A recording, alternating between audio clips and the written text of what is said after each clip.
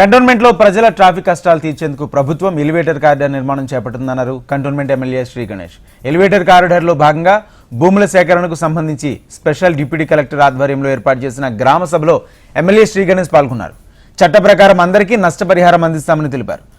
సంతృప్తికర స్థాయిలో నష్టపరిహారం ఇప్పించే బాధ్యత తాను తీసుకుంటానని ఎమ్మెల్యే శ్రీ గణేష్ హామీ ఇచ్చారు.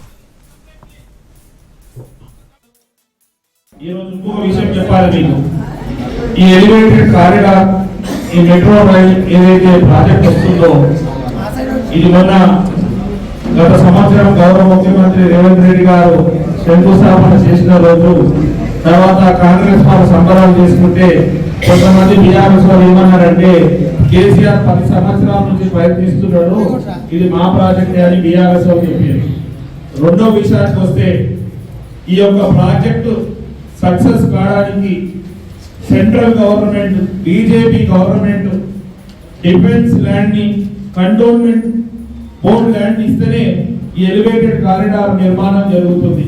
సెంట్రల్ గవర్నమెంట్ కూడా బీజేపీ వాళ్ళు కూడా దీనికి సానుకూలంగా ఉన్నారు, టిఆర్ఎస్ వాళ్ళు కూడా సానుకూలంగా ఉన్నారు.